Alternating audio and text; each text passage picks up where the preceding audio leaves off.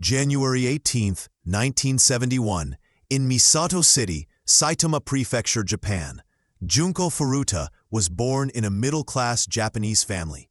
She lived with her parents and had two brothers, one older and one younger. As Junko grew up, she became a truly beautiful girl, responsible, always smiling. Junko was the kind of girl everyone instantly liked. She was in high school, and along with her studies, she worked a part-time job at a plastic molding factory. She was saving money for her graduation trip and also to help her family financially. She had already been accepted for a job at an electronics retailer where she planned to work after graduating. But deep inside, Junko dreamed of becoming a singer. She studied at Yashio Minami High School. Her daily routine was simple: school in the morning, her part-time job in the evening, and spending nights at home with her family. On weekends, she went shopping or watched movies with friends. Junko lived a normal teenage life. Her future looked perfect: a bright career ahead, graduation around the corner, a job already lined up, and dreams still alive. But fate had a completely different plan for her. Hiroshi Miyano, 18-year-old boy, dropped out after his second year at Takanawa-dai High School. From childhood, he was violent. He fought with classmates, vandalized school property, and behaved aggressively at home. He worked briefly in a tile factory, but frustrated by the low wages and driven by his violent nature, he turned to crime. Hiroshi became involved in selling fake brand goods, extortion, and violent gang activities. He wasn't actually a Yakuza member, but he had built his own gang and used the Yakuza name to scare people. Soon, a disturbing pattern started to form. He targeted women and girls, took them to isolated places, robbed them, assaulted them, and harmed them. This was Japan in the late 1980s, a time when sexual violence wasn't taken seriously. Hiroshi and his gang grew dangerously confident. They enjoyed power, control, and specifically targeted innocent girls. November 25, 1988. Friday evening, around 7 to 8 p.m., Junko was returning home from her part-time job on her bicycle. At the same time, Hiroshi and his gang member, Nobuharu Minato, were riding their motorcycles around the Misato area. The moment they saw Junko, they made a plan instantly. Nobuharu kicked her bicycle from his motorcycle, knocking her down, and then fled. Moments later, Hiroshi arrived, pretending to be a helpful stranger. He said, "Are you okay? Let me help you." Junko, shaken and scared, felt grateful for the help. Hiroshi appeared friendly, polite, and genuinely concerned. He told Junko that the area wasn't safe and that he would escort her home. While talking to her, he suddenly changed the route, and instead of taking her home, he took her to an abandoned warehouse. There, his face and voice changed completely. Hiroshi told her he was a Yakuza member, and that if she didn't obey him, he would kill her entire family. At first, Junko showed courage. She refused and even tried to escape, but Hiroshi kept threatening her. Junko became terrified and helpless. That night, he took her to a hotel in Adachi Ward in a taxi and raped her. Afterward, Hiroshi called his friend Joe Ogura and told him everything. Joe told him, "Don't let her go." And from that moment, Junko's fate was sealed. What should have been a single assault turned into a 40-day nightmare. November 26th. The next morning, Hiroshi brought Junko to a park, where Nobuharu Minato and Yasushi Watanabe were already waiting. The three boys surrounded her. Now the question was, where would they keep her? The answer: the Minato family home in Adachi. A large house, a room on the second floor, a place where Nobuharu's parents were rarely present. No one outside would ever suspect anything. November 27th. Junko's parents filed a missing person report. But Hiroshi was cunning.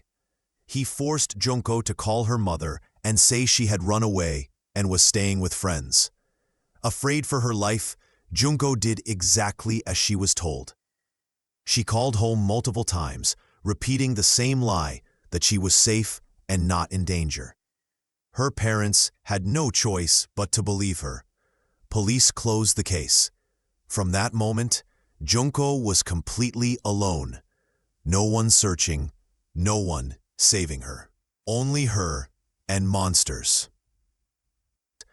The assaults began immediately. The four boys didn't just rape her, they tortured her.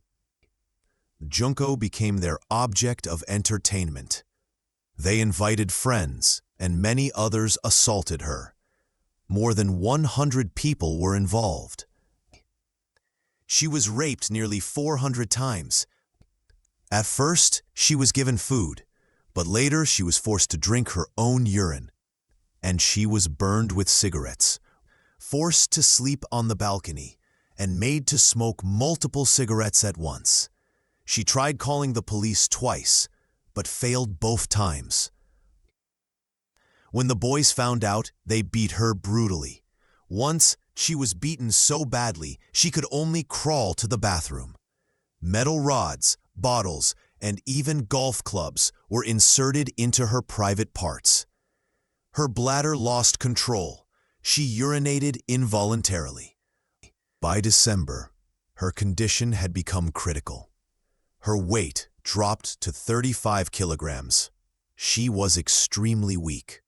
Her brain had swollen. Bones were broken. Her body was covered in wounds. Infections, burns, and torture had destroyed her physically and mentally. She begged the boys to kill her, just to end her suffering. But they neither killed her nor freed her. She lost all hope of survival. She was simply waiting for death. January 4th, 1989. A new year began. Hiroshi lost the mahjong game. Enraged, he directed his anger at Junko. He and the others melted candle wax and poured it over her body. They beat her with a metal rod. Junko was barely conscious. A little later, she fainted, but they didn't stop. They used a heavy dumbbell and repeatedly struck her stomach. Within minutes, Junko died. They panicked about getting caught. They wrapped her body in plastic, put it in a travel bag, placed it inside a drum, filled it with cement, and left it at a construction site. After disposing of her body, they continued living normally. They might never have been caught, but then they kidnapped another girl and assaulted her as well. 2 boys were arrested in that case. Their crimes were so severe that Minato feared they were being arrested for Junko's murder. He confessed everything to the police. At first, the police were confused. They didn't know which girl he was referring to. But slowly, everything became clear. In March, Junko's body was found. Her family was told the truth. Their daughter hadn't run away. She had suffered through 40 days of unimaginable torture. Reports say, when her family learned the details, Junko's mother suffered a mental breakdown. She fell into deep depression and required long-term treatment. The most heartbreaking part is that the boys who did this received extremely light punishment. Because all 4 were juveniles, under 18, the law protected them. Hiroshi Miyano received 20 years. Minato received 9 years. The other 2 received 7 to 8 years. Even though the crime was horrific, the sentences were shockingly short. Today, all 4 criminals are alive, living somewhere in Japan under new identities. Reports say 2 of them have even been arrested again for other crimes.